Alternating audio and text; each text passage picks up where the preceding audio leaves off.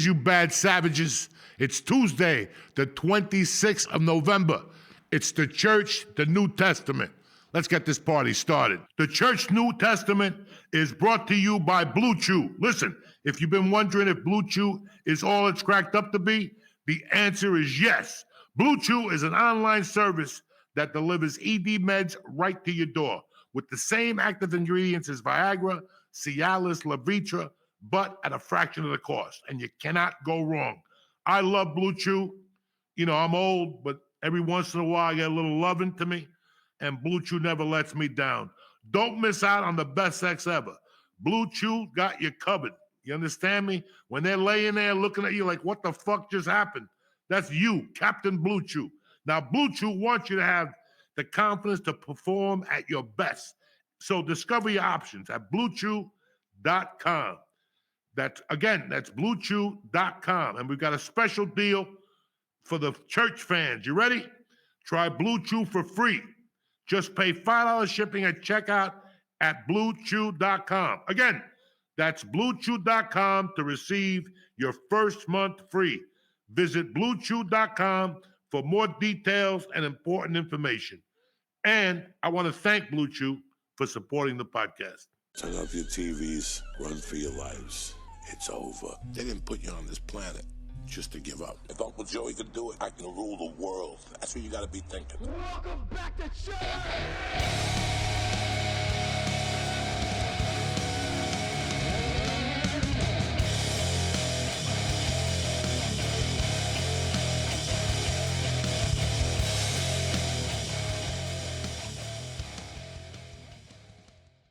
What's happening, you savages? It's a beautiful day to be alive. We're back. Don't tell me the walls are bare. You know, who gives a fuck? We're coming at you, and that's all that matters. As we build, we get prettier and prettier and prettier, all right? Today, my guest is, Lee's always here. I can't get rid of him. He's like dog shit. He's everywhere. But my guest is somebody who's very special to me. I'm happy I got him on the podcast. I promised you, real motherfuckers. And this is as real as it gets. Mr. John Barone, my 7th grade teacher the second time. What's happening, Mr. Barone? You were much better after 1 year of practice. Yes, I was a lot better. Yeah. It was really amazing. We're just talking about where you came from. I always knew you had come from a different school. And then your first year there, I had Kingwell. Oh, he's bad news. And he was he was rough, this dude. He used to give you oral book reports. But I'm happy because now I read because of him. You know how he got in trouble? He broke a kid's arm just punching him because the kid, I forget his name, he walked up to Kingwell in the hall and he said, let's have a contest. So Kingwell said, yeah, let's go. He said, let's see who could punch the easiest. So he goes, you go first, Mr. Kingwell. So Kingwell goes like this to him. So now this kid says, now it's my turn. He hits him so hard, they heard it in the first room all the way down the hall. He went, oh! He got so mad, he ran after the kid and broke his arm with a punch. He says, Kimmy, I gotta get even. And he broke his arm. He had a broken arm. He came into a couple of days, couldn't move it for a year. I started McKinley in the 6th grade, so I had Levito. But throughout that whole year, there was drama with Kingwell. There was always drama with him. I was not there the day Alex Carvajal's father, the Beast, he said something to the kid's daughter. He said something to Martin Perez's sister, or something happened. She went home, told the father. Now, for anybody who doesn't know, I don't know if you ever heard him talking in your house, Alex Carvajal. This was a different type of animal. His father used to sit on 26th Street with a big Cuban cigar on the corner. Tremendous. Great family. Maria, I still see them, right? Maria was in our class, all of us. This fucking Mr. Carvajal at 2:45, all you hear is, and it's like, what's going on? Come in. And Mr. Carvajal comes in with the cigar, with the big gold chain. He goes, I'm going to do to you What'd you do to my son? And they started fist fighting in the class. I mean, this was raw. So everybody, and he had another beef with somebody else. So this was the reputation he had at that school. I got one more thing about him. Go ahead. He drove a kid crazy and like on him. The kid said, I'm going to get my uncle after you. So he says, get your uncle and bring him in here. Sure enough, a week or so goes by. There's a Marine in the hallway one day. You know how our hallway was. So I can I help you? He goes, yeah, I'm looking for a Kingwell. I said, he's in the room next to me. Because I knew he was going to kill him. All you heard was like when you get punched in the teeth, he knocked 3 of his teeth out. Was he wearing the Marine's outfit? He had his Marine thing on. I said, like, what is this guy doing here? But then Kingwell didn't talk to me for months because why did you tell him I was next to him? I said, I felt like saying, because you're always bullying kids. You deserve something like that. He did something. Then remember my 7th grade year, he ripped his Achilles tendon. So we got Mr. Miss for a while, and that's what was pretty fucking cool. Mr. Miss was a good-looking motherfucker. He looked like Robert Redford. So whenever he taught, the girls would fucking be like all fucked up in the 7th grade. Big old white yoked motherfucker. But then I still remember, McKinley was buck wild. And it wasn't buck wild in comparison to Horace Mann, Lincoln. I remember you used to always say, the kids at Lincoln, they bring them to the games with chains on. I used to fucking die, They were throwing sinks one year out the 3rd floor, so that's it. They got like tortured after that. Lincoln School. Kennedy School was buck wild with Colangelo and all those guys. Every school in the system had like this weird thing. When I went to McKinley the first year, it was okay. Here's the funny thing. Miss Brando was pregnant. It was the art teacher. The art teacher in the 6th grade. But I had the biggest crush on Miss Brando. So I grabbed her tit one day in the 6th grade art closet. And she's like, what the fuck are you doing? And I was so in love with Miss Brando all the way till high school. Every time I saw her, I just grabbed the tit out of principal. And she'd go, Joey, what the fuck is wrong with you, Coco? Yeah. This is McKinley in the 6th grade. You realize if one of these things happened now, the entire school district would be shut down? Oh, they'll shut it down anyway. Who gives a fuck? We did something like that every week. Every fucking week, we were torturing people. And the principal didn't get in trouble with I may write a book. Yeah, you have to. I might write a book. Listen, man, do you remember the pilot program? You were very vocal about the pilot program.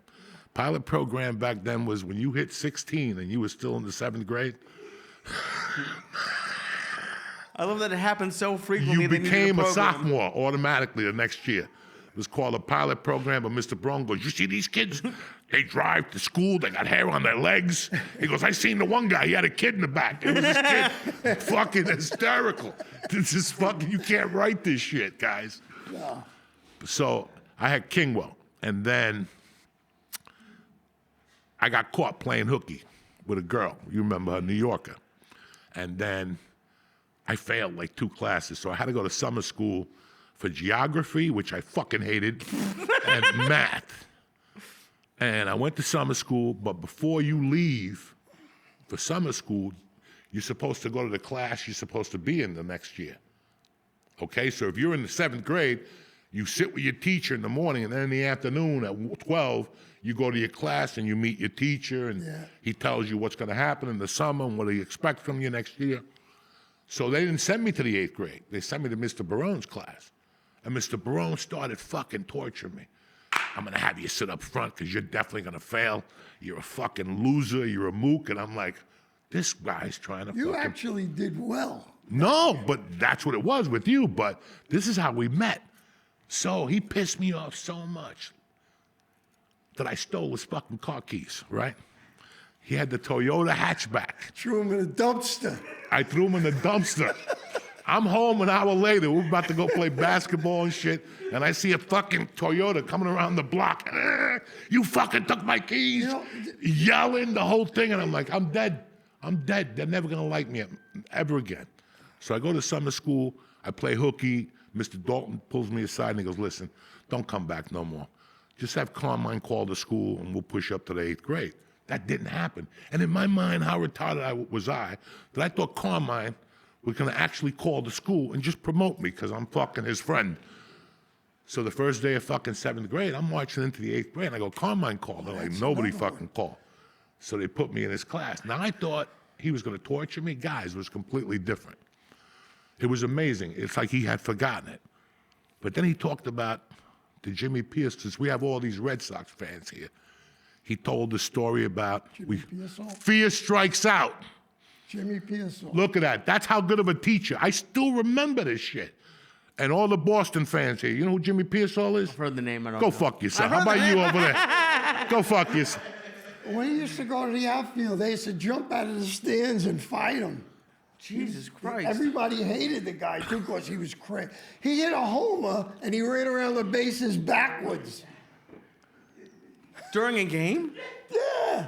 He hit a home run and he turned around and walked. It took him like 3 minutes to go around the bases. Hysterical. And I have another Kingwell story. I know. Is he still alive? Are we gonna have to bleep He's in this guy's name Florida. out? He's in Florida, I heard. Maybe. Maybe he's in Florida. In Remember the Tampa. 5 Corners there? Yeah. In There was a North- bakery. Yes. That was his dad, who owned the bakery. He used to go eat there every day. I never knew that. Yeah. It was on the, it was, if you're going Liberty towards school, it was on that first corner. Bakery. Wow. I didn't know that. I forget the name of that bakery. Yeah. 5 corners there. They had It was a candy store. a candy store, the Sugar Bowl, candy store, the bank, the stereo store where you buy stereos and washer and dryers. I don't know what was on the other corner. I know Mr. Biggs is in the middle, the hair dryer place, the women's hair cutting place. Frank the Barber. But it was, you spoke about Jimmy Pearsall, and you cracked a joke that they had him in a padded room, and you fucking killed us. You were killing us that they got him in a room, and they tied him up, and he ran around the bases backwards. And it was a different approach to teaching. I had been at Catholic school. And then I had fucking Levito, who was a great teacher also. And then Kingwell was just, Kingwell meant well. Do you know what I'm saying? Kingwell meant My well. homeroom, we used to play volleyball at lunchtime. Yes. Remember? Yes. The only reason why I played, I tried to knock his wig off. Levito. Yeah. Oh, And once I did it one time I hit him square in the head. The ball and the kids went nuts. So I wanted to keep doing it. I was never able to do it. Wait, are you saying volleyball or That was dodgeball? Levito. volleyball. Okay. Dog, Over the the year, net. the year that I got Smash it there, at it.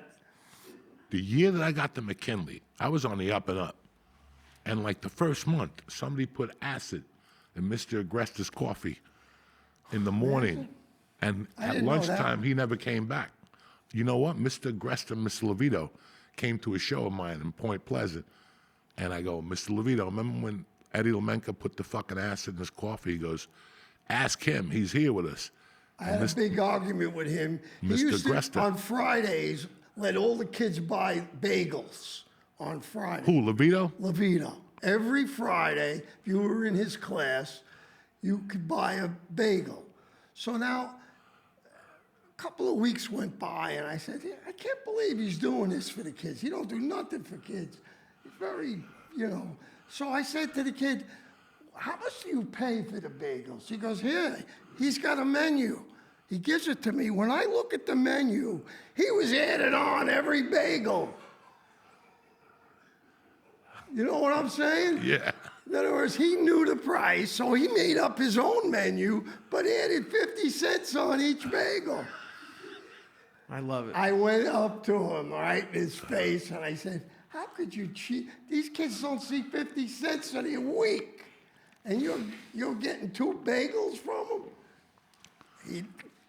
What a group of teachers we had in that place. Dog, it was, I will tell you who else I met there that I still think about it all the time. She was the best lunch lady, Mrs. Sabatino. Yes. Fuck, she was gold, man. Gold. She always gave me that extra I was right oatmeal next- cookie that Mako made, because Mako used to make those at home, those oatmeal cookies. Fucking tremendous. But since you're talking about volleyball, this is how crazy McKinley We had was. some crazy principals, too. Oh, yeah. I seen Leo Gattoni get hit in the head by Louis Zaldivar in the basement, but this was the classic, this is the classic North Bergen McKinley story. We got a gym teacher called Mr. Totoro, Oh, that guy was a little crazy. and we're playing volleyball. We're playing kickball outside. It's the 7th grade against the 7th grade. I don't know what the fuck it was, but we're all playing. Now, every time I go to kick the ball, the Italian kids are going, Coco Kade Moco, right? They're just yelling, Coco Kade Moco. And Mr. Totoro is saying, hey, knock it off with that shit. And the kids kept saying it, mainly Anthony Balzano. So this motherfucker has the balls to go up to Anthony and say it one more fucking time. And Anthony goes, Coco Kade Moco. He grabbed Anthony. Martin Perez went to jump in. He grabbed Martin. And then I had him from the back, and he banged their heads. And then he grabbed me, and he banged our heads. Fucking Anthony said, fuck you, blah, blah, blah. This is in the morning. I still remember that. I had a Pete Rose jacket. And you told me Pete Rose was Cuban. I almost jumped off a fucking bridge. And I asked him, I go, how do you know? And he goes, I saw him on TV with Kindness Corner, and he was talking like he had a stomach problem. He was speaking Spanish. I was fucking dying. Right?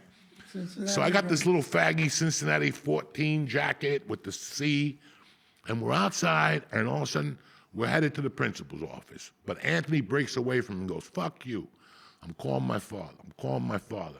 He goes upstairs. We're all sitting in the principal's office. He asks the lady, can I get a piece of paper? Lady gives him a white piece of paper. Anthony starts doing this shit. And he puts all his hair on a paper. And then he goes, take your hair, shake it in there. And when Carmine walks in, like he called Carmine, there was a payphone in there. In the principal's office then, there was a little payphone. He called him, Dad, I don't know what's going on. Dog, it must have been 8 minutes later. You heard the walkie-talkies through the hallway, and there was Carmine with another cop, with a uniform. And they're like, what's going on? Nothing. So he goes downstairs. Carmine comes in. He asks Anthony what happened. Anthony told him. He goes, shut up, Anthony. Cocarini, what happened? And I'm like, dog, what Anthony said. The guy hit us. We were just talking Spanish. He goes, nobody cursed at him? No. Mr. Maytash. You know, you had him? Yeah, I had Mr. Mustache. You know how he died? How? One day he says, I won't be in for 2 days. I says, why? He says, all this snow, I'm going to my house down the shore and I'm going to shovel the snow. People are complaining because there was like a snowstorm. So he went down there. He never comes back the next day. So everybody's worrying. He froze doing it and died, took a heart attack. They found him frozen in the snow with his shovel. I told him, call somebody and pay him. He wouldn't do it. Did you feel guilty? Because you used to call him George Jetson. Yeah. Remember he had like a George I can't Jetson believe hairdo? He remembers that. Come on, dog. I forgot about it. You used to call him George Jetson. Oh, fucking George Jetson's bothering me. So we open the office, and Carmine's got the walkie-talkie. I'll never forget that walkie-talkie. And he's like, listen, Mr. Mustard, I just want to talk to him to see if my son was wrong. Bob, he doesn't want to come out. He's scared. The guy opened the door like fucking Kato, like in the Pink Panther when he would open up the door, hello, that type of shit. Carmine had a gorilla fucking hand. Carmine had the biggest prosciutto ham you ever saw. He just grabbed this guy, took him out, and started pouncing him, guys. And we're like, what the fuck is going on? And he just started punching him. The guy dropped. And he goes, come on, everybody's going home. And that was it. We went home. We came back. And Mr. Torre was gone. I never saw him again. I walk into the high school 2 years later. I'm in his fucking homeroom. And he comes up and he goes, Cocarini, if you don't want to show, don't worry about it. Carmine Kingwell thing. I don't remember the Carmine Kingwell thing. His son's got spelling with Kingwell. Now, the kid's failing spelling. He's failing every test. The kid comes in my room and I go, let me see one of your tests. look at one of the tests. Kingwall was giving them 20 words, but he was taking 10 off for every one they got wrong. So nobody noticed it but me. I said, that means if the kid got on them all right, you got to give him 200. If it's 20 off for each. Sure enough, the father found out. This kid goes home, tells Carmine, Mr. Barone said he's cheating. That's why I'm failing. He came in and I was called to the office. And the first thing Gattoni says is, will you take him in your spelling class? Because I want to switch him to you. So of course, I'll take him. Now he says to Kingwell, you ever do anything to my son again, I'll blow your head off in front of everybody. There was 6 people in the room. You can't do that. Think about it. You don't really have to think about it. He did it. 20, he got away. Oh, no, he couldn't do that to the kids. But he no. was doing that for like probably way When I was before there, you. yeah. He had something kinky. Because he would give you like a -40 and shit like that. And look at you with a straight face. And you're like, what the fuck did I do? There was so many kids in that class that was so fucking confused. But that whole era when you taught us. I didn't know you had me, Tish. He was Yeah, and then George Jetson. we couldn't find a basketball coach. And we kept talking about it. We knew nothing about his fucking background. We're just like, you know, and one day he goes, I'll go by the courts. This fucking guy starts popping 30-footers without even looking at the basket. Da, da, da. And we're like, who the fuck is this guy? And he goes, who the fuck am I? I'll tell you, I'm in the Hall of Fame in the job. I'm like, oh, here we go. He's blowing smoke up. This guy came with pictures, the Miami Floridians, the ABA, and we were like, no. And I remember showing up at his house one day. Like, we used to get off at 1 on Fridays. And I took my fucking bike and I went up there and I go, you know, I want to learn how to shoot. And he broke it down for me, man, how to fucking drop your wrist. He would make me shoot close to the basket. Your brother Joe used to come out. I still remember getting tackled by Joe Jump on that block. He fucking tackled me one day playing basketball. You know, it was amazing. I went from fucking sucking. McKinley went from 0-7. He turned that whole team around. Chuck McBreen was taking pointers from him. I mean, he just got the fucking ceremony at his Ramapo College. The gym got named after him. There's all the guys that you touched. You know, there was a bunch of us that you were like, it was just amazing. And then after that, you were the favorite teacher in the school. And then we went to the 8th grade. And I had Miss Walsh. And the other guy was Miss Verga. But Miss Verga... She wouldn't give you me. I was asking her, could you switch? I'll give you 2 girls for Coco. She wouldn't switch you. I like Miss Walsh. We drove. She told us, she goes, I've been here for 40 years. Nobody has ever broke me. We broke her. Don't fucking, you know, we used to go to ShopRite and steal Hubba Bubba and fucking 10 packs apiece and go into class. And we had the Orlando Salcedo, God rest his soul. He died during COVID. And about 1:30, he would start, wow. And then we had an Italian kid, Michael Allegretta, off the fucking chain smart. And we'd hit him in the head. We played hockey. We hit him in the heels with the hockey stick, and he'd go, ay. That motherfucker's got to be like a neurosurgeon today or something like that. We had Charlie Gizzy. I remember him. The guy who used to, every time a plane went by, he'd get up and shoot it down. He was gone. During the class, we had Richie Colombo. Mr. Barone, he used to comb his hair a certain way. Like, I don't know, he didn't have a blow dryer or they didn't have water or something. He used to take the comb and pocket through the middle and just push his hair down. And one day during attendance, Mr. Barone goes, Colombo, what'd you comb your hair with, a stick of dynamite? That motherfucker didn't know what. He was just cracking people. And attendance was the biggest thing in North Bergen. But some people did it lame and some people did it pretty good. But the day I knew that there was something weird about us, that something was not right. You know what's sad though? Teachers today can't do what I did. No, they don't do what you I would did. have got arrested and fired if if the teacher ever did what I did with the kids, nothing was bad. Nothing was but bad. It was fun. It was fun getting along with all of them. Because once they left my room, they weren't the same. Even just the haircut thing would have been enough. The haircut thing would have got you Hall fired. of Fames. That did it. That did it. I'm in the high school, my high school one where I played. I'm in the North Bergen one for coaching 30 years. I'm in the Hudson County one. And my ball's in the real Hudson County because I got all the free throw records. In the one in Springfield. Nobody has touched your record. I think so. Really? Not Somebody sure. broke 74. Every time when I check it, sometimes it says it's still going. Sometimes it says it's not. So they don't know what they're doing either. But they didn't realize once they left, people would say it. They would come in my room and go like this to me, because they saw these guys being good. Like, how did you do that? You got to be nice to them.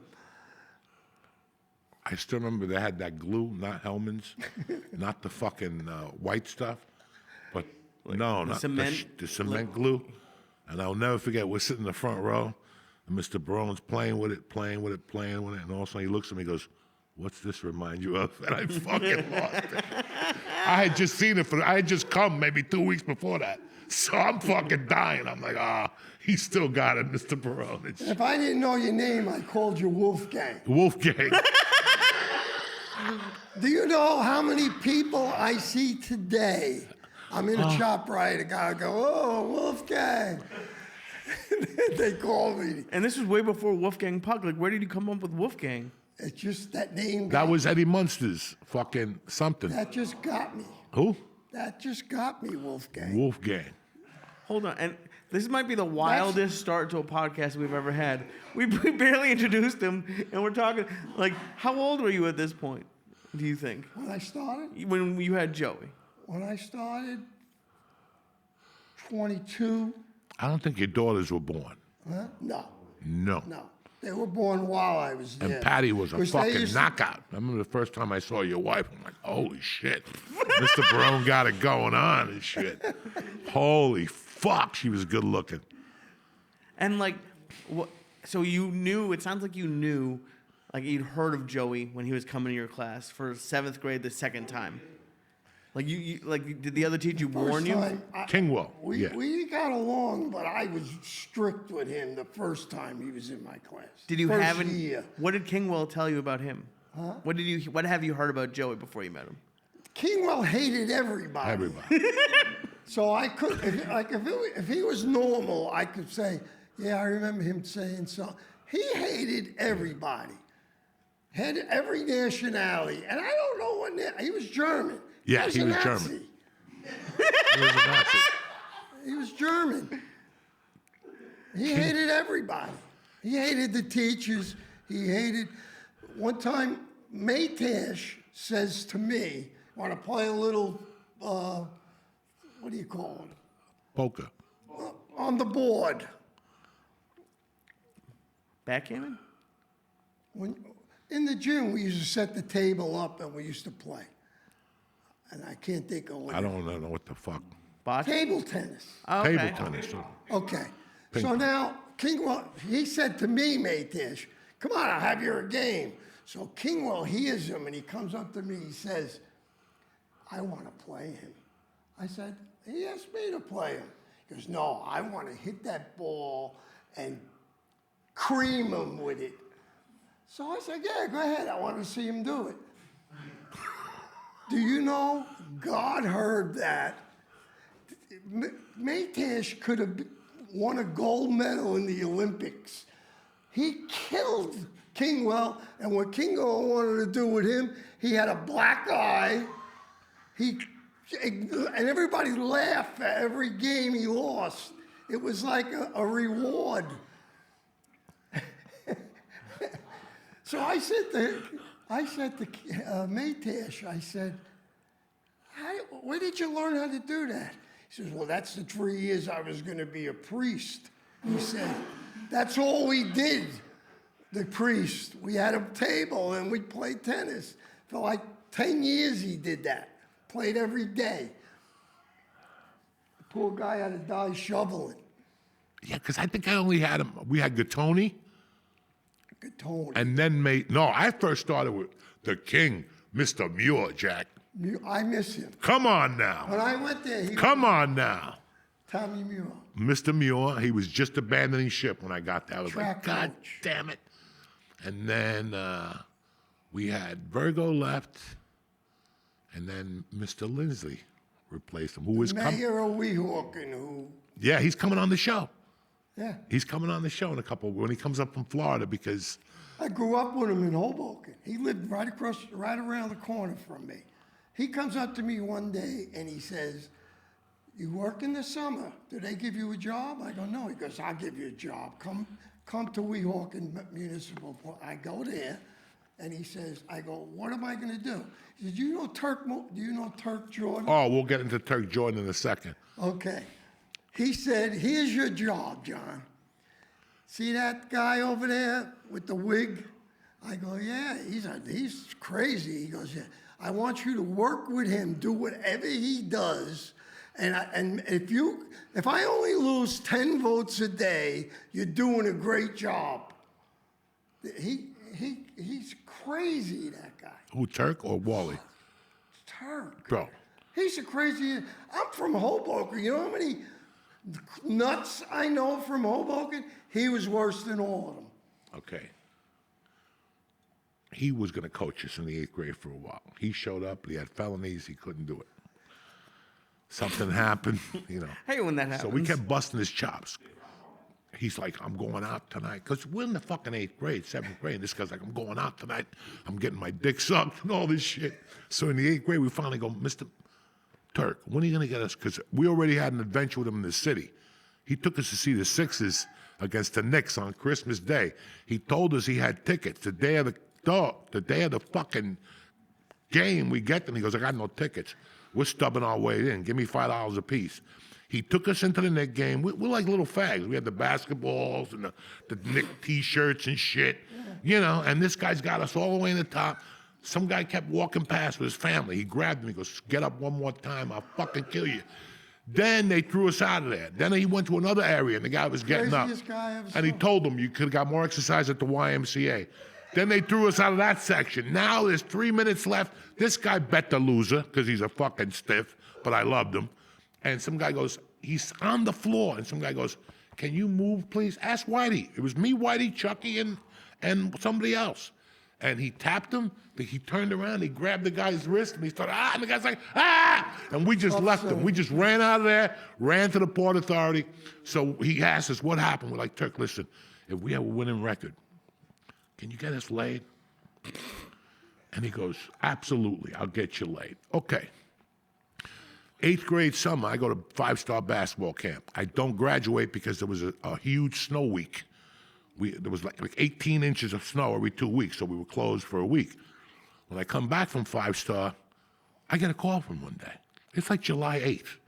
He's gone. And he's like in the lunchtime. I just happened to be home. "Hello? Go. Turk Jordan here. You're going to be at the 38th Street courts in a little while?" I go, "Yeah, all of us. We're going to play right now." He goes, "I'm bringing you down some presents." Now, I had forgotten about the lady. I had forgotten all about that. He was going to get us laid. I thought he was bringing us basketball shirts. Sure enough, we're on 38th Street running back and forth. He pulls up with a fucking Cadillac. And he's like, "Guys." A Lincoln Continental. Something. An old one. A fucking huge car. And he goes, "Guys, I got something for you." I'll never forget the way he rubbed his hands. He goes, "Come here." And the back seat was a chick laying there with her shirt ripped and a tit sticking out. And he's like, "There you go. I brought you a girl." And we all looked at each other like, we got to go home and study for next year. Everybody. Here's fucking 13-year-old kids that want to get laid. We'd do anything to get our dick sucked when you're 13. When we saw the chick in the back, she looked like, I don't even know. Let's not even get into it because we'll all get arrested on this. He was my boss for Lindsay. He's still around. No, he died. When? He just died. Because when I got here, they said he was on Kennedy Boulevard. He takes the change out of out of the newspaper things. He owned all them. Yeah, so and he he was, had the guy kids that are working for us. They used to have to go and get all the quarters. there you And go. one day I use his car and I notice it's like I'm looking this way. So I get out, I open up the trunk. He's got $9,000 In worth quarters. of quarters. And the trunk was sad. And the thing was like this, the car. I'm driving it. And he was the unbelievable guy. And I'm telling you, I know a lot of nuts in Hoboken. Dog, when he showed up with that woman, and she had those fake tits like from George Washington's day, like that type of shit, they were hard. Only one tit was sticking out. God knows what happened to the other one. I do not want to know. But during all this, and this is why Louis, I'm still tight with Louis, I'm still tight with Dave, I'm still tight with Chucky. Our friendship didn't come from just being in North Bergen. Our friendship came because all these kids had something going on in their house. It's funny how it mixes too, like, All of us. you know. All of us. I still remember going home in the bro. I still remember walking home in the 7th grade with Anthony Balzano. He couldn't go home. The feds had the house fucking surrounded. They were whipping out machine guns and shit. That was our neighborhood.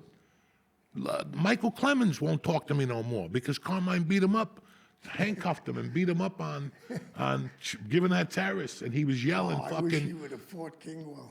police brutality and fucking. I mean, this neighborhood was, it just was going on. It was fucking going on. Every night we ripped that fucking payphone off the fire department phone. We rip it and the cops would chase us. Who does this anymore? We used to run across Tunnelly. I mean, this I shit. go to work one day and he says, "You can go home. You don't have to work today." I said, "Why am I going home?" He goes, "Because tonight we got to take 2 bus loads to the Yankee game." I said, "Oh, that's nice." We get there at night, all parents and kids like beautiful. They all got their uniforms on and pennants. Everything's going perfect. Okay? We pull up Yankee Stadium, the guy with the clipboard's there, and he says, "Oh, where you from?" He goes, "Weehawk and Rec." So the guy looks at the thing and he says, "I don't have no Weehawk and Rec on here." So I go, "Turn, did you get the tickets from this thing?" He goes, "No, don't say nothing." Sure, he don't say nothing. The cop arrests him. I gotta bail him out. They figured this guy's crazy. And another time I bailed him out in the track. He says to me, "You got any money?" He calls me up. "You got any money?" I said, "Yeah, why?" He goes, "I'm picking you up." He picks me up. There's a guy sitting in the back seat. We're going to the track, the Meadowlands. So we drive into the Meadowlands, and all of a sudden, we get out. He says, "Bet it all on the 7." The guy leaves us. He says, "Bet it all on the 7." So I look at the horse. This is a they're going to make glue out of this horse. I'd say, he ain't going to win. He says, you know who the driver is? The guy that was in the back seat.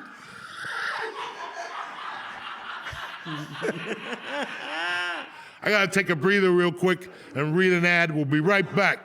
All right, the church is also brought to you by Mint Mobile. Listen, when it comes to phone service, Mint Mobile has hit the jackpot. You're going to be saving tons of money with premium wireless that only costs $15 a month. All plans come with high-speed data and unlimited talk and text. It's all delivered in the nation's largest 5G network. I love Mint Mobile. Keep your same phone, keep your same number, and keep all your contacts, Jack. The only thing that's going to change is the change in your pocket, and you save a little money every month. To get the new customer offer and your 3-month premium wireless plan for $15 a month, go to mintmobile.com/Diaz, D-I-A-Z. Again, mintmobile.com/Diaz. Cut your wireless bill to $15 a month with mintmobile.com/Diaz, D-I-A-Z. $45 upfront payment required, equivalent to $15 a month. New customers on the first 3-month plan only. Speed slower, above 4 GB on unlimited plan. Additional taxes, fees, and restrictions apply. See Mint Mobile for all the details. We're back, bitches. So I had you in the 7th grade, and then I went to Ethel Welsh's class. But the 8th grade, we had Mr. Lindsay, and he took us to the fucking Philadelphia. They took us to Philly to see the. Did you go to Washington? No, we didn't go to He DC. took us to Washington, too. No, he took us our year. They were a little scared with us. All right, so they took us to see the P-Knuckle. What is that? The something? The guy with the fucking sticks, whatever. They took us to this beautiful thing in Philadelphia, which I'll be at Wednesday night. And we started shooting paper clips at the guys on stage. Jesus. And they fucking threw us out of there. We went to Betsy Ross's house. They were mad at us, but then they stopped at Hiram's and Callahan's and got us all that shit. And we came back. And we were all just playing basketball at that time. And I'll never forget that. I went to the courts like any other night. And at 6 o'clock, Marianne said, Go, Anthony, come and eat. And I go, my mom's cooking. I can't go over there tonight. And I went home. And that night I didn't go out. Like I just stayed in. And next morning we went to school and you took me in the hallway and said, you hear about Anthony? He got into an accident, blah, blah, blah, blah, blah. So this is our 8th grade year. It was like this fucking winded me. It winded me, I still remember the parents being on Saturday Night Live. Carmine and Marianne, during Saturday Night Live, they cut in because they were begging for a doctor to help their kid and shit. I mean, it was fucking real, guys, And that was the beginning of our 8th grade. And it till this day, there's a sadness down there still. Because we lost Dominic 2 years later and my mom a year later, which is all in the same. We all ran together, these kids, But it was really weird. What was your last year at McKinley? I was, And you were I in was high in school? the high school more than I was at McKinley. Yeah. So you figure I was there about 20 years. At the high school? No, at McKinley. Really? And then I went to the high school for the rest. Because I And still. that one year in Horace Mann, that they said, you 3 guys, Sperber used to buy lunch every day. And I used to say, where are you getting this money? We used to go to a place every day, me, him, and Gallo, order nice lunch. There was a bar right now, like by Lady of Fatima. It's a doctor's office now over there. Okay. But anyway, we went to that bar every day, had lunch, steak sandwiches, whatever. And give me that check.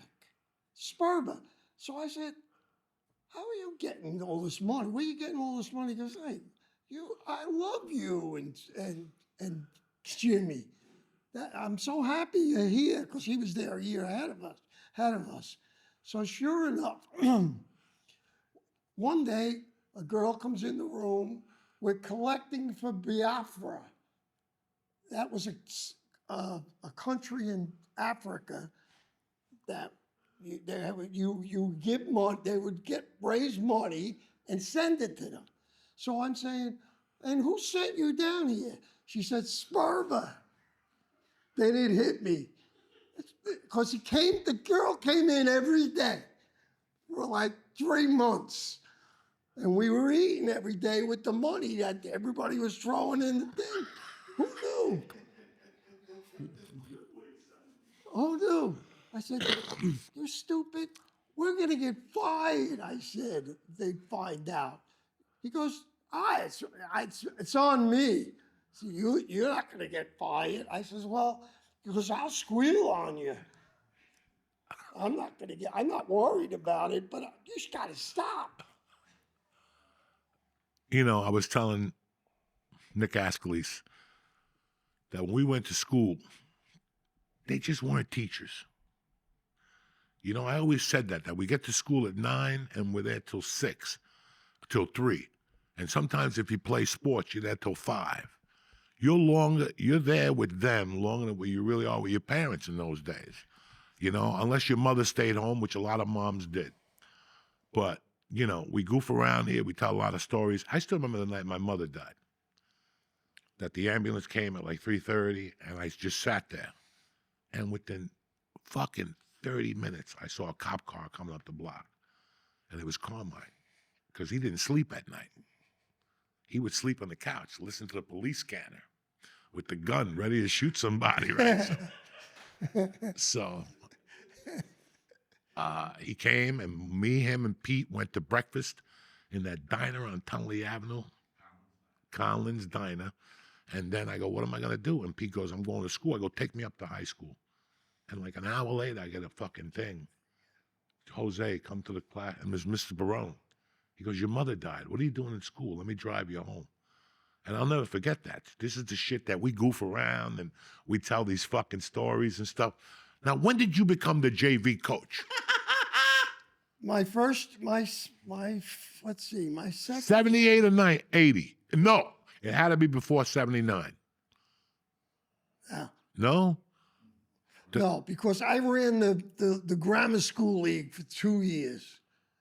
And I started teaching at 75. My first year was 75. So you figure, I would say the low 80s.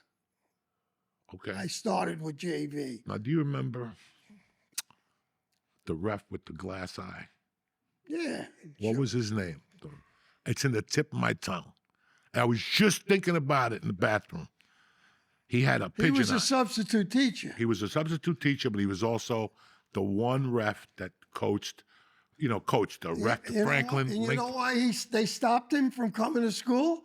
Because he was taking care of my class. You weren't in it. And he said to the kids, I'm going to the bathroom and I'm going to keep my eye on you. He took it out and put it on the desk.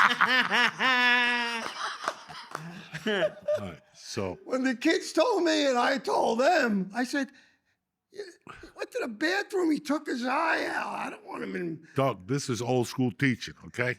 They got to you. When the teacher takes his eye out and puts in the cloud, gives you the Malukia I'll look, be watching you. I'll be watching Better be you. good. I gotta be honest, compared to say breaking one of their arms and like all like this is pretty minor. Like the eye thing I kind of think is funny. The eye thing I like.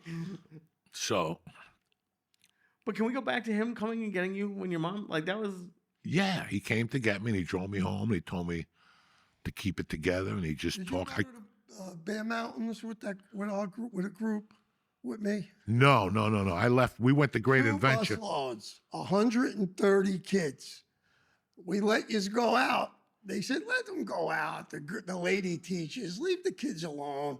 I said, you better play games with them. No, let them go. There was Bear Mountains, I don't know where it is, but there's a forest all around it. Okay? So it's time to go. It's time to go home. I said, certain people have clipboards. How many, anybody missing? So I see them talking. Now they turn around and they go, 62 kids are missing. I said, how could you not notice that with the group? We only had 170, and 60's missing, and you're just finding out now. I was in charge of that trip. I almost killed the one lady. All right. So You don't tell me 60, because I knew all the while, but I figured they'd come back. They're not going to come back. We got home 8:30 at night. We were supposed to be home. The mothers were waiting 3:30 by school. We got home 8:30. By the time they all come back, girls had their pants ripped. I said, we're going to get in trouble for this one. Bear Mountains. Was that the last time you went to Bear Mountain? I didn't want to go. Bear Mountains. You know. Mr. Barone, the ref's name, the reason, because this is killing me. You're gonna love this one. The ref had a glass eye. So we're walking home in the 8th grade, and I'm walking home with Anthony Balzano, and he's pissed about something. And we're all walking home. Anthony, Dominic were yelling, and he goes, that fucking ref, he keeps calling fouls on me. And Anthony goes, that motherfucker, he's my cousin. We're like, what? What do you mean he's your fucking cousin? He goes, he's my cousin. He goes, I'm going to go home and tell my father now. So we walk in his house all fucking rushed up. And he's like, Dad. And Mr. Balzano was eating like with the thing on. And he goes, Dad, that cousin, he had it, because he was their cousin. He was their cousin through marriage or something. The Capitora. Okay. Capitora. There you go. Cap. So he goes, Dad, Cap keeps calling fouls on me and Coco. You better talk to me. He goes, Cousin Cap? He goes, yeah. He fucking gets up. He wipes his thing, fucking dials the number. Cap, let me talk to you about something. You ref the game with my son, Anthony, and Coco. You call a foul on them again, I'll fucking go down there and kill you. And he hung up the phone. We're playing Dondero and Compasso. We're karate chopping them. They're like, foul. And then we would, because he had a glass eye. So if you're on the right and your eye is fucking glass, how you call the foul? So we used to challenge him all the time. Challenge. No, you did not see that. You have a fucking left eye that's glass. How did you see this thing here? And then that was it. I don't know what happened to that poor bastard. Remember Haltner? Who? Eddie Haltner? Coach, ref? No, student. He was probably after you. Yeah. His father said we were having a cookie drive. So his father comes into my room. I'm in charge of it. And he says, you having a cookie drive? He says, I can get you Burry's cookies. I said, how much? How many could you get us? A truckload. So I said, get it. So sure enough, truckload one day is backing into our parking lot. You know, that's a The back. McKinley, yeah. Can't come in straight. The guy, I go, I tell the principal, we're getting a truckload of fucking cookies. Everybody's happy, all the teachers, the ladies in the office. I go outside, the truck driver gets out of the thing, opens the truck, and gives me like 3 bags. I said, what are you doing that for? He says, well, that's all you're getting. It says, Ed Holtner gets the rest of these. It has an address. That fuck just used the school for them to give us the cookies, but he wanted to keep them all. Now, they said, that must be your friend. I said, I don't know this guy. This kid goes to school here. That's why I believed him. Oh. 3 boxes we got. The whole truck was full. They built the gym. You know that gym was built when we were in the 8th grade. Yeah. We got to play I the last complained so much. about that gym. And out of everything. Why? Why did I complain? Where was our gym when it was snowing? We shovel snow.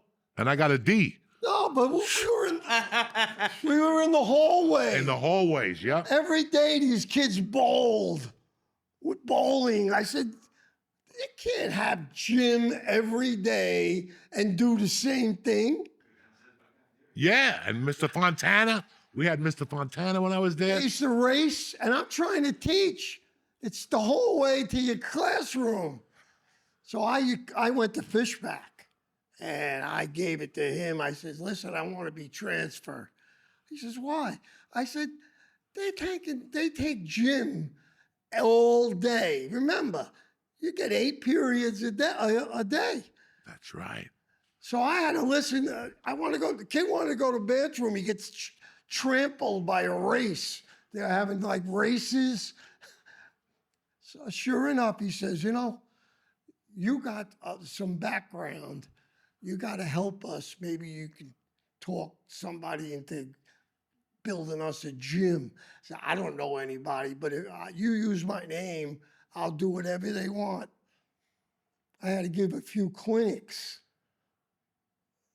Crazy. Everybody had no to do. fucking gym. So for you kids at home, you're fucking grateful. We had no They fucking had gym. no We had to gym. shovel snow. How do you have a school with no gym? I don't even know where we practiced basketball in those days. I forget. And then we had lunch where the kids are running back and yeah, forth. back and forth. There's like a little table on the table side, like little all edge. along the wall. But But there's kids eating, there's bowling and track games going on, and we're trying to teach in the classrooms. And Richie Vanacek would take nails and hit him in the thing upside down. So when you put your hand on the wood, the nail, dog, that's cool. I was there one time when Richie Vanacek and his father were talking to Kingwell. And Mr. Vanacek had his hands like this. And Richie was standing right here. He had his little fucking glasses on. And he's looking at Kingwell. Yeah. And all of a sudden he just goes, bam! And fucking broke his glasses. Richie dropped. I mean, this was McKinley school. It was, but you got to remember that was everywhere at that time. Parents would knock you the fuck out, anywhere. Parents would knock, and nobody would say jack shit. Parents would just clock And you. they never complained, the kids. You know what I mean? What about the cap? At the end of this thing that I just set up is a little room on the corner. Remember where you ate? Where they made the food. Yes. As soon as you walk in the door. Like Eddie Munster's there's house. a little room. Yeah. And the walls were like this, and you walked in there. Yeah. This was real. And Two ladies making lunch every day. fucking ham, one of those prison county lunches. The ham with the pasteurized cheese with an apple, an orange drink of milk, and Mrs. Sabatino gave you a cookie to bail you out in case you didn't want the liverwurst sandwich. Who eats liverwurst in those fucking days? We used to go to the fucking York Hotel. That's where we went to lunch to fucking get and to look at the hookers. And we put quarters in the machine and go back with potato chips. But this all goes together. We got the gym, right? And as they were building the gym, I went to school and then there's cops everywhere. There's cops on the 3, because we used to play basketball behind Center Ford. Yeah. North Bergen had those little courts there. 26th Street. Yeah, 26th Street courts. They still play there. No, this is a ball. When you go over the bridge there, Yeah. I went there one time. Somebody said, O'Corin's playing in the court. O'Corin at that time played for the North Carolina, yeah. Played for the Nets, I think. Yeah. He's playing in that court. Yeah, they all played there. Yeah. And it was like, 10 guys like him playing. That was about as long as this. Wasn't Yeah, even. the biggest. Yeah. It was about as long as this room. How did you get a D in snow shoveling? I didn't do the corners, you know what I'm saying? I just pushed it and shit like that. But we finally got the gym, and as we were building the gym, they found a body across the street at the York. Iceman, under the bed. He was alive, whatever the fuck. So we were having a problem getting a coach. And I'm not going to go into this. We couldn't get a coach that they could sign on. We had Pete Wolf, who could slam the ball, but that's it. We had and then some guy signed up, and he didn't like Spanish people, right? So I started dating his sister, because if you're going to be a racist, you might as well not have a sister, because you never know what can happen. So this goes on for a few months. She's older than me. She's a cheerleader at Sacred Heart Academy on 16th Street across from St. Michael. So I would have CYO, and I'd walk home with her. One day we were walking home, and he caught us holding hands. And the next day, fucking all hell broke loose. So he like called me a spick. What are you doing with my sister? You're dead and all this shit. So I went home, and I called Anthony Balzana. Anthony's like, fuck this motherfucker. We'll kill him tomorrow at lunch or whatever. I mean, this is when we were nuts. Dominic, Michael, a bunch of us were like, we're going to hide in the gym and get him. The first day we hid in the gym, he never showed up. Second day we hid in the gym, he never showed up. The third day we said, let's go get him in his fucking house. We went there, the house was already put up for sale. All right, that's how much they hated Spicks. So that was the plan. We were going to fucking drag him out to Route 3 and let him die out there, because they blame it on whoever killed. We didn't know it was the Iceman. Whoever killed that person on Route 3. That was our fucking plan at that age. Like, we were gonna hit him with hammers and shit and fucking. It's I made a deal with Holbig. They had no coach after you. They had no coach either. No. So I made a deal with Holbig. Remember Holbig? Yeah, the woman. Gym teacher. Huh? The girl. Patty. So I said, will you do me a favor? You like sports. I think you'd be perfect. you know the grammar school league that I run?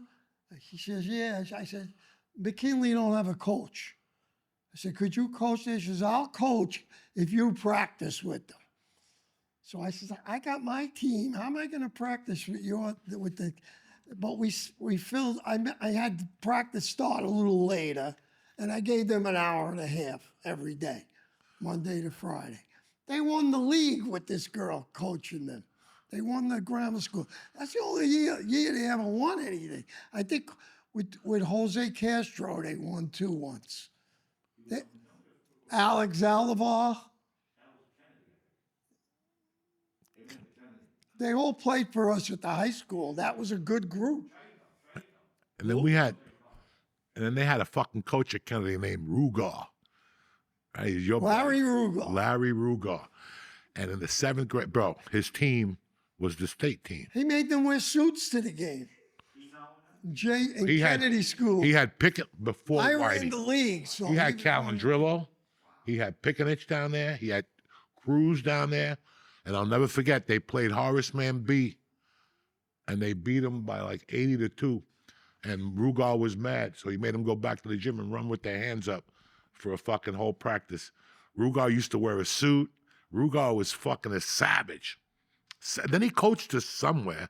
But I want to know one thing, Mr. Barone. How the fuck were you on the bus with us in 1980 if you weren't coaching at the high school? Because I coached at the high school all the years I was at McKinley. What were you coaching? JV for, say, That's what it was. Okay. my first 5 years, JV. Then when Sabello died, Right, you were waiting on Sabello. Shave got the job. I was his Assistant. assistant. So I think that was the longest stretch. I coached. Then when Shave packed it in, I think I was 10 years head coach. You know, the school's 70 years old, and we only had 4 coaches. You go to any other school in any other sport, they got 15 coaches. It's something that, you know. When I played, when I coached, my JV coach, Ralph, in the wheelchair. Bob Brace and stuff. Wait, the JV coach was sitting in a wheelchair? He's paralyzed. Yeah.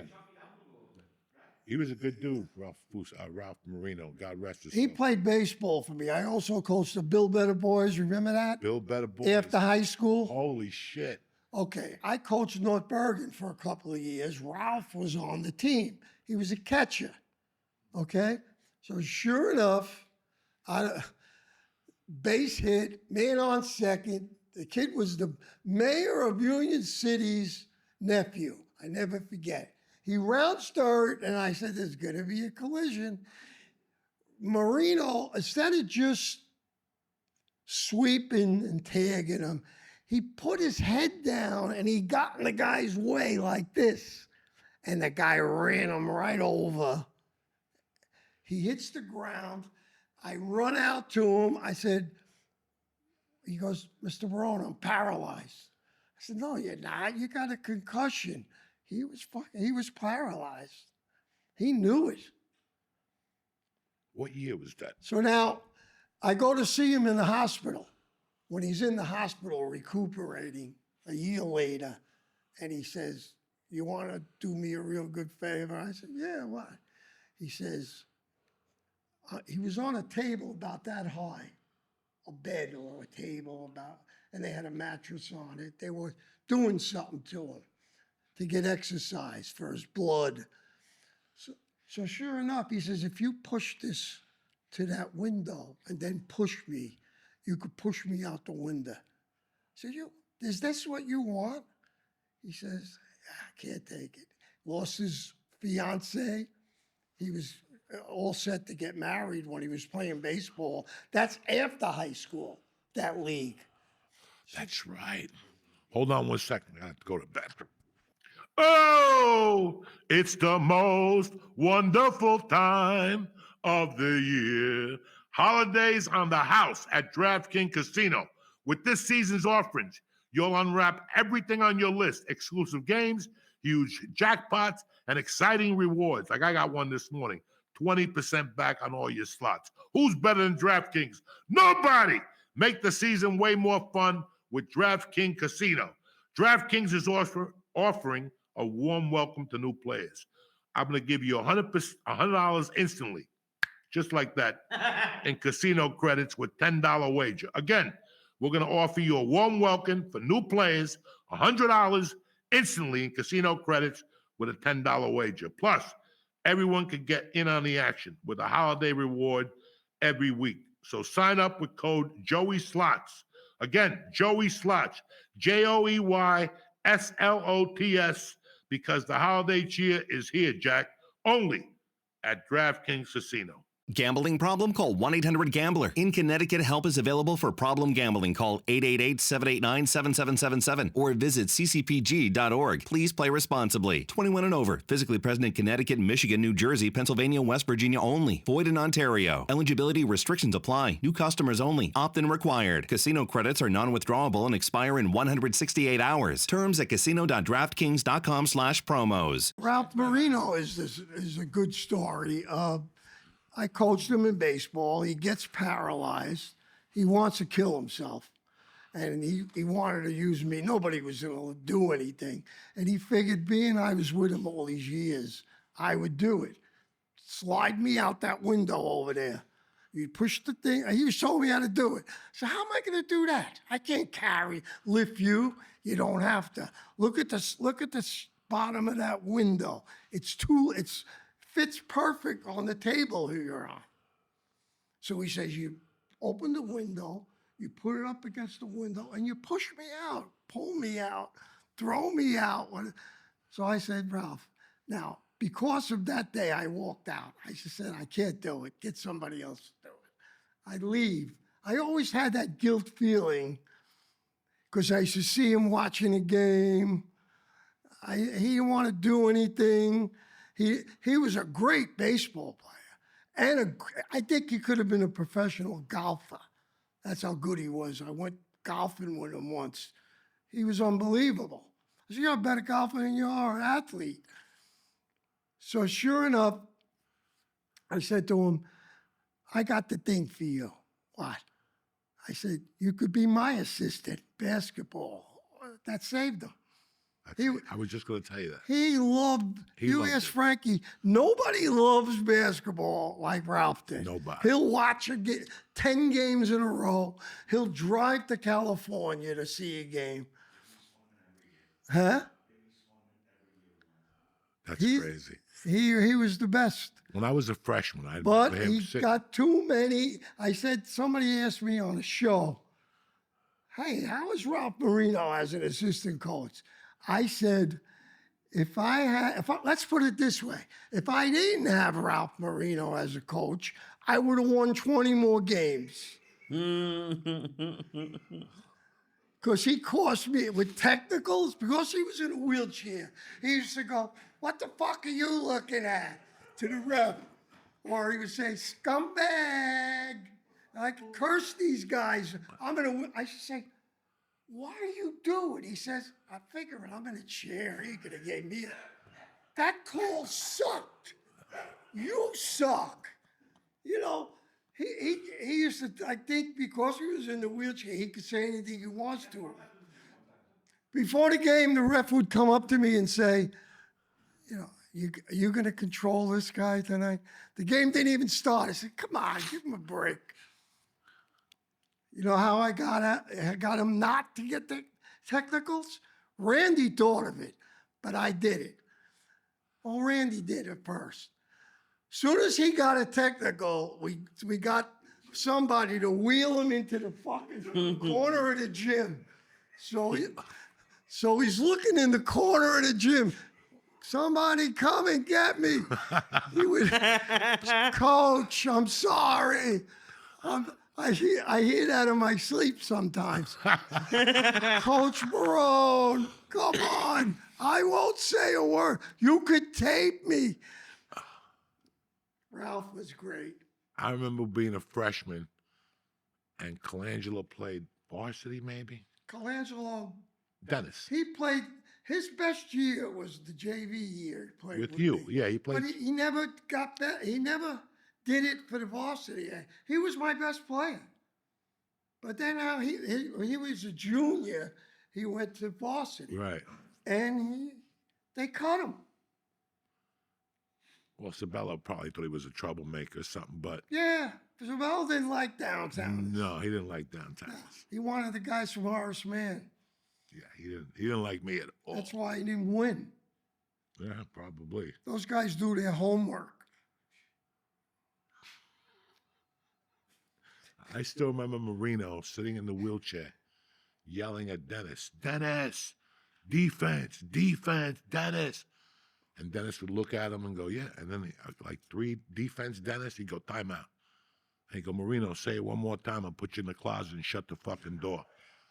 I would say, "Dennis, you can't do that. Yeah, he won't fucking leave me the fuck My alone." brother loves him. Who, Dennis? Dennis. Yeah, we all love Dennis. Dennis is still the funniest My man in the brother fucking just world. asked me recently, is Dennis Colangelo still around? He's alive, but he lost his wife.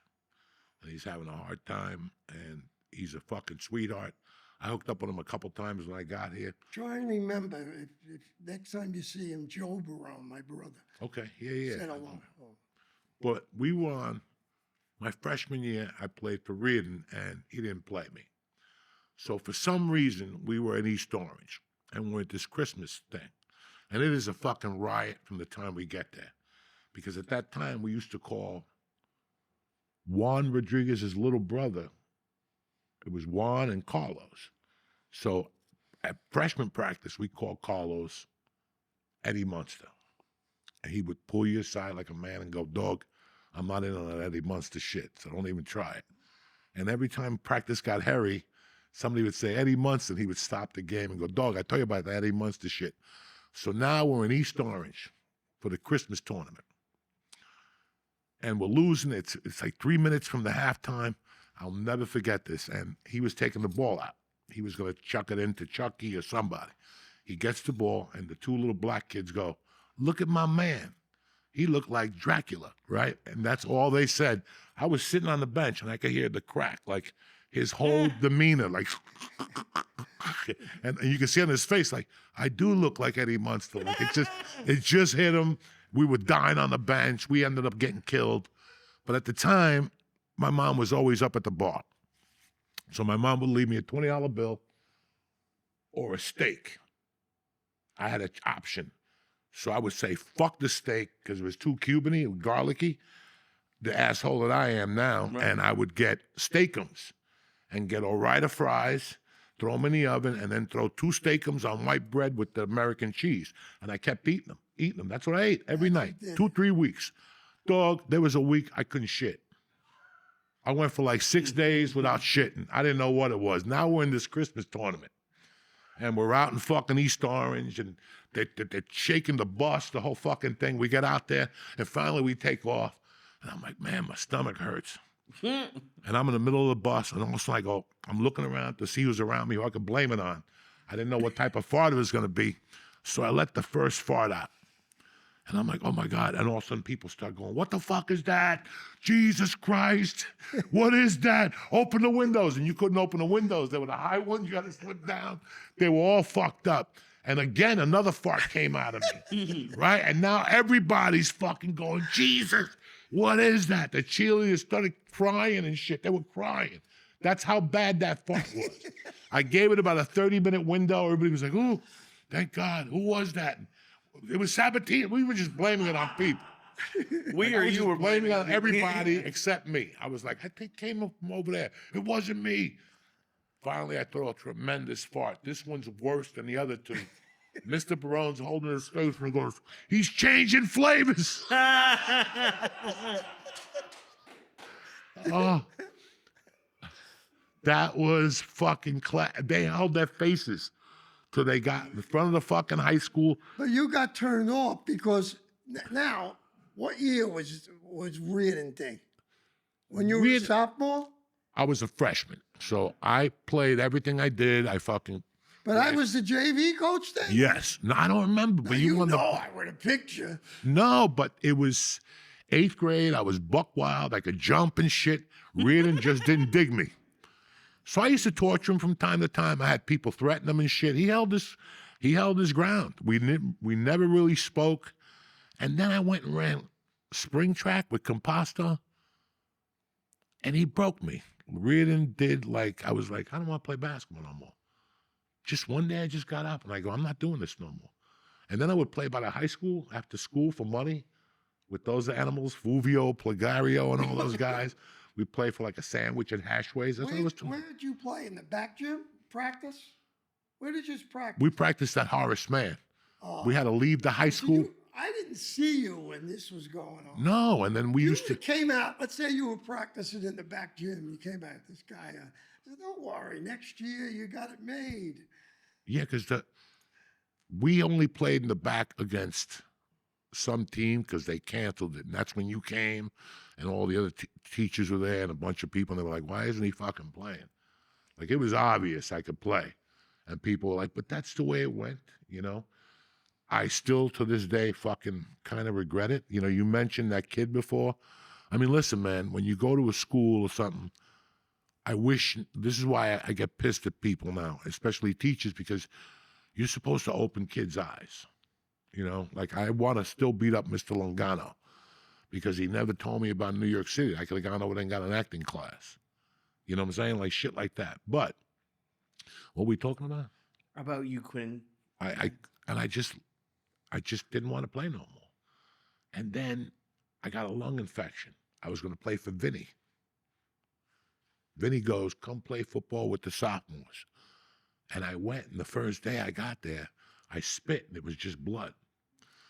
And one of the coaches came over, and he goes, what the fuck is this? And I go, I don't know. I got hit in the mouth. But then he kept seeing puddles of blood everywhere.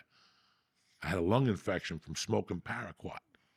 And I had to be in the hospital for 13 days. When I got out, I couldn't play football. It was too late to play basketball. And then my mother died. And I wasn't doing shit after that. You know, I wasn't going to do shit after that. And I stayed in school maybe for the end of junior year.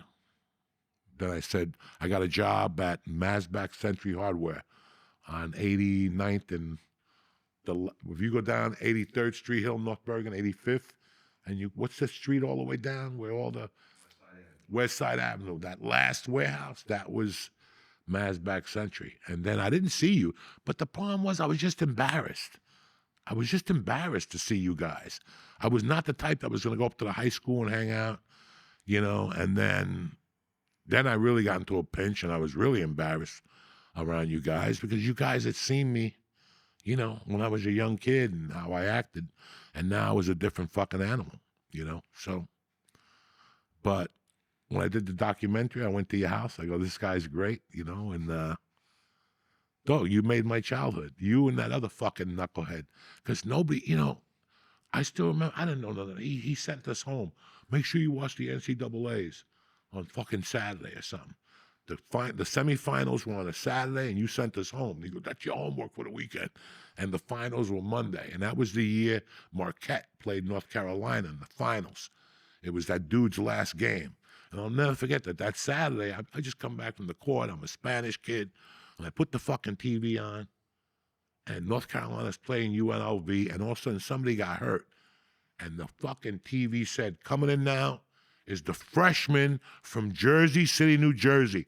My fucking head almost blew the fuck up. I'm going to get him on here. He lives down the shore.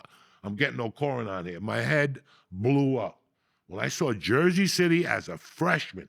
And then, to top it off, the motherfucker scored 31 points as a fucking freshman. And then they played Monday night in the championship, and they lost to... Who are we talking about now? Mike O'Corin. O'Corin? O'Corin. You're the guy that said, go home and watch this college game this weekend. He was on that court, though. That's the only guy I remember that was playing in that game. Where, North Carolina? No, in North Bergen. No, they used to come down with Spinarkle, Sergio Badaggi. He used to bring somebody else down, not Jackie Galloon, but there was another kid that played from It Weehawken. was probably the motel that drew them. Well, the motel, but those guys played. Remember, when you go over the Lincoln Tunnel, when you're going into the Lincoln Tunnel, before you make that turn, look on, there used to be a court Yeah, top. I played there. And that was a special league. Still there. It's still there because I see a football field, but that's where they played during the thing week. I can't stand when you play there, though, with all the cars coming in the tunnel. Yeah. That Pollution. smell, Yeah, you're going to die. That's why they stopped playing. That's why we're tougher than fucking death. You know what I'm saying? Because we face death. I still remember. That shit you play, and we played for 4 or 5 hours straight. Hoboken was the best. Played. Bro, think about that senior year when Hoboken had those 2 black dudes, Juicy and Bob Du Bois, and they led the county in slams. They led the county in slam dunks. It was fun. And North Bergen beat them their senior year. North Bergen beat them their senior year. And then by 2 points that game. Yeah, in Hoboken. And in fucking Armando Arribas. But do you remember how we won the game at the end? The guy was taking it out for Hoboken. Missinich. He was taking it out. Oh, the guy was on Hoboken. They're down 1. They score, they win. The coach says, he calls him. He went like this and he just threw it. It went to the North Bergen guy and he makes a layup. They're up 3. Game's over. There's no 3-point shots with like 20 seconds left. That's how they blew it. And I was so happy because I hated the Hoboken coach. I wanted to coach there. You always want to coach where you played first. Once the guy was, Connors, his name was. He was on the Board of Ed, a member of the Board of Ed. His son got the job. Never played basketball. I was sick. And then Vinny was my homeroom teacher. He said, don't worry about it. I take you to North Bergen. Artie's moving there next week. I'll straighten everything out for you. And he did. I owe everything to that man. I was working in my father's grocery store. I wasn't even going to go back to college. He walked in, said to my father, how's he doing? I'm behind the fucking thing. And my father said, Johnny, the coach is here. He gets me outside. What are you fucking doing here? I says, well, I'm going to go back, but not now. He says, you fucking make sure it was like August that you're in school next month, or I never would have probably went back. My father was a bookie. I would have been a bookie. I'd rather do that. Wait, he owned a grocery store and was a bookie? Everybody was a bookie back then, man. Everybody was a bookie. But that's only a front. Yeah, that's only a front. They sell apples. You know what I'm saying? Any questions you have? A lady would come in he would come in, you have any kumquats? Get lost. we just got oranges and apples. Take a fucking walk. I said, then he used to complain when I'm getting enough business. Did he ever do anything that made you want to not that you wouldn't like him, but did he ever go too far? Couldn't. He couldn't do it. Couldn't do it. That's great. He gave me everything. How could you, when you grow up and your father is good to you? I don't even think he ever hit me. No, I'm talking about Joey. I'm talking about my father. Well, I'm glad your dad didn't hit you. His name is Joe. Did this Joey ever do anything in class? You're like, fuck, that might be too much. He made me laugh so much. I couldn't get mad at him. We laughed, man. And why do you think you can't, teachers can't act like this anymore? Have this kind of relationship with their students? I wasn't surprised when he hit it. When he did it, I didn't know what he was doing. And then I saw him in the prison movie, the football movie. Mm-hmm. And I said, this guy made it. Do you remember the last time you saw him before then? I used to see him at games. Sometimes you used to come to a game. I remember calling you I left in 85. So I still remember going to a game with Greg Ascalise and Shave. We're playing Memorial. at North Bergen Beat Memorial, and I had his Uncle Greg, was a little boy on my shoulder, and I kept giving him money to say pinga and say culo and all these bad words in Spanish. And all the Cubans in the memorial were walking out, and then everybody started coming over and give Greg money to say pinga, culo, and fucking Shave was like, you But you see, motherfucker. he was like this as a kid. Right, and it's a lot to handle now. I can't imagine He would at 8 in the perform morning. as a kid. Holy shit. You know, man, these teachers gave you a reason to live. 7th grade. How They- old was he? 12, 11, they gave you a reason to do your homework. They gave you a reason that you wanted to do fucking good, you know? And that was, I always had one of those teachers every year that you had to go into school just to see them so you could feel better about yourself. I look at my daughter's teachers. There's no fucking personality. Oh, forget They're it now. young. Pick up They're my fucking, grandson every they're day. white, but I mean white. Like they're white, like, you know, white. Like, you know, they're on the level. Like that pen doesn't have enough ink. You know, shit like that. Yeah. You know, like it's, and I could see why kids are the way they are now. When I told my daughter I was coming up here to see Wish you, I was a superintendent of Yeah. schools and I could straighten out what I know. I mean, I taught for 49 years. I know what they're doing. I know it's half of it sucks. But what could I do as a teacher? Okay? When do you think the shift started? Like around what year did people start? Like, did you have to start being a little bit more PC, or, you know, you couldn't do the stuff you were doing when you were teaching Joey? Like, when did that start changing? In the high school? Or just what year? Like the 90s? No, it was yeah, because it's 30 more years. Yes, that's about right. And what do you think made it change? Was it like cameras going around, or? the attitude. It's just something, I You don't know know. what it is? I'll tell you what it is. It's that kids don't sit at the table with their family at night and have dinner. Think about it. How many people, well, you know, I watch Blue Bloods. They every Sunday they sit around. I used to ask kids, you ever eat with your whole family? No, because the mother works at this time, the father works this time. You can never get, the sister has a job. You can never get them together. That changed everything. That family thing changed. That's why the kids went on, they're a little crazy now. There's nothing, that's why they don't fear their parents. They're never with them. They're out playing. They come back. Me, if I did something wrong, my father was right there, right, waiting for me. Today, sometimes I couldn't get a parent to come. Or you get a parent and they come and her daughter did something bad in school. I forget what it was, but I saw it and she did it. And she said in front of her mother, I had the superintendent there and the principal because she wanted to sue us. So I said, that's what happened, because she said, how do you know? Because I saw it. But then she said, but you're lying. So I said, why are you saying I'm lying? He says, I was watching your body, how you acted. Like body language. She said, your body language was wrong when you were talking. You got people like that, or people that don't care.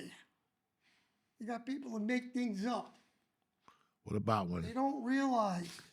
King won't make me bring my mom in, but I hired the guy from my mother's bar to come in as my brother. I paid him like the small 20 to come in and be my cousin from Cuba. And King was like, next time I have to talk to your mom. And I played it off. Then the next time he goes, this time have your mom come in and I want to talk to her. I'm standing out there with her and also he goes, I told your other son. And my mother's like, what? I don't have another son. And kids today are street smart. They might be even better than we were. No fucking way. They're street smart on a fucking computer or how to send you a text. Let's put it this way. Yeah. They know how to send a bomb to the school. through VPN and shit like that. But they don't have what we had. There's no way. I see it every day. I see it in the kids that my daughter plays with. I see it in these kids that we're going to have a hard time. But we'll look at the 20-year-olds. A lot of 20-year-olds don't know what the fuck is going on right now. They just walk around. They don't know. And they go to college for 4 years and somebody pays them a bunch of money, and that's even worse. That's even worse. They don't know. They don't know anymore. Listen, there's not one of these motherfuckers that on a Friday night will pay $200 for 100 Quaaludes and sell them for $4 and make the quick 200. That would never happen again. That might be a good thing. They won't hustle with football sheets. There's no more delivering papers. See, that was the backbone of America. That was the backbone of America. That, now go get a job. If you're 14, you got to sign paperwork and the school. Listen, when we were kids, you walked into Tom McCann. You need somebody in the afternoon? Yeah, come back tomorrow at 2:30. When they went, you follow me? All these things went away.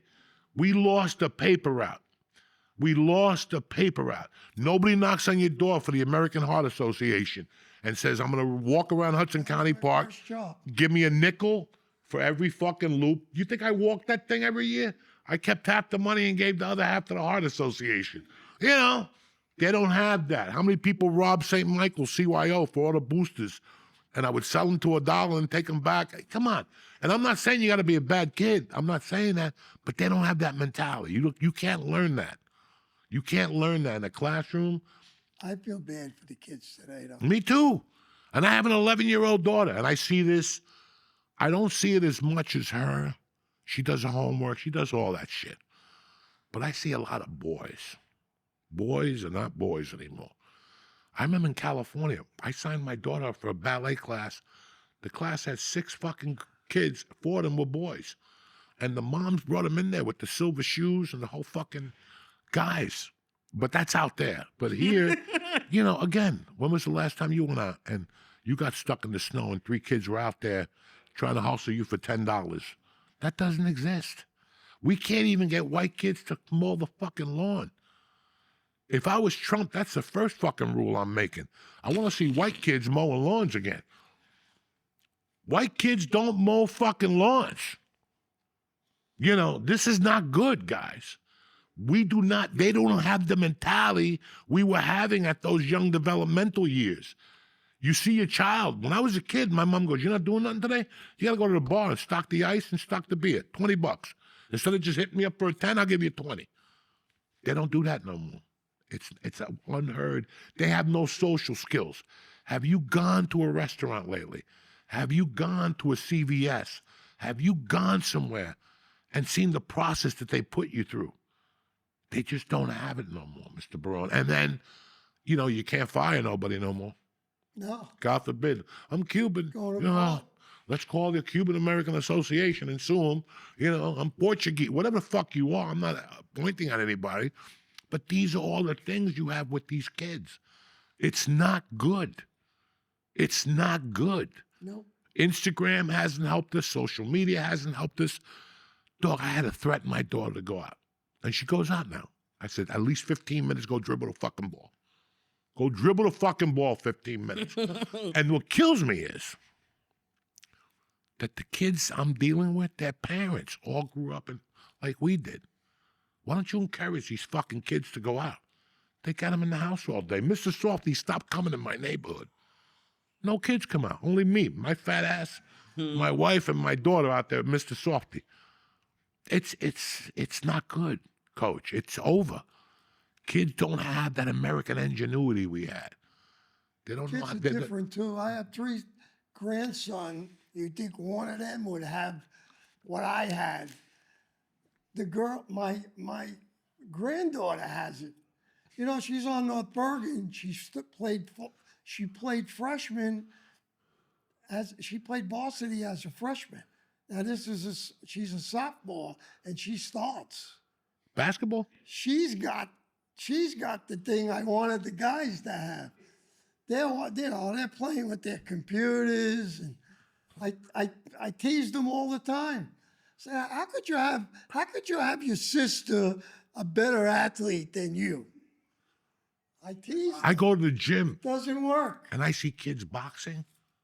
Like, what happened? That's the first thing your mother taught you. Your father taught you how to put your hands up, and these kids are like, they got no Who's the legs. kid- who's the kid from our area? His daughter wrestled.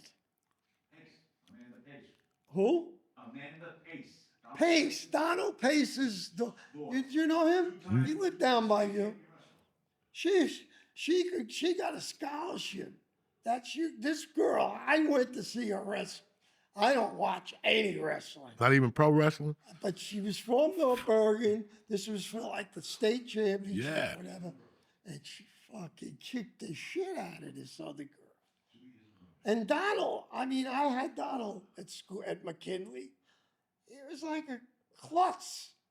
I hope he's not watching. He'll watch it. Would you, if you had were 22 again, would you be a teacher knowing what you know right now? Like right now you would? Definitely. Why even with everything going I on? think, for me, I don't want to do anything else. Even just being in school, I used to be proud. When I left, and I saved 2 kids by talking to them or yelling at them and embarrassing them, so maybe they catch it that way. You can't treat every kid the same, you know that. But it's a great feeling to know. And how do you find out? I bump into these kids every day. They're in every store, ShopRite, and they make you feel good. Kids say, "Oh, Wolfgang's here." Mr. Barone, I want to thank you for taking the time. Thank you for being a great fucking teacher and a parent and everything that you've done for a ton of kids, especially me. You changed my fucking life with humor, and that's it. You guys got to meet. He's changing flavors finally, huh, cocksuckers? Tonight I'm at Freehold, sold out. Tomorrow night, me, Lee, Rich Voss are at Parks Casino. Next Tuesday, we're at the open mic again. And Wednesday, we're in Jersey City at White Eagle Hall. It's sold out. So I don't know what the fuck to tell you. I'll add some more dates later. Lee, you got anything for these cocksuckers? This week I'm with you in Parks. All right. I love you guys. Happy Thanksgiving to your families. And thank you for supporting the Church New Testament. Stay black, cocksuckers. Welcome back to church.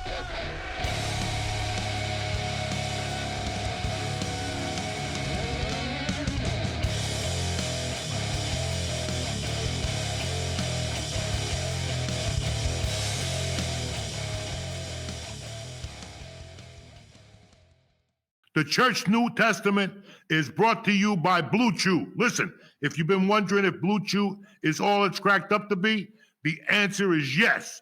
Blue Chew is an online service that delivers ED meds right to your door with the same active ingredients as Viagra, Cialis, Levitra, but at a fraction of the cost, and you cannot go wrong.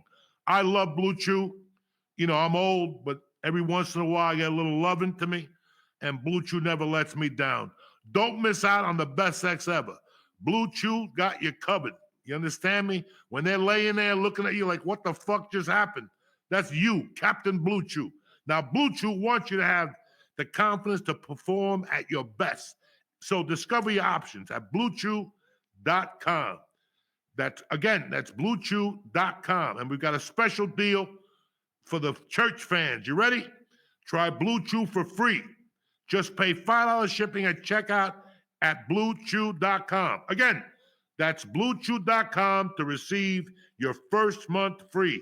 Visit BlueChew.com for more details and important information. And I want to thank Blue Chew for supporting the podcast.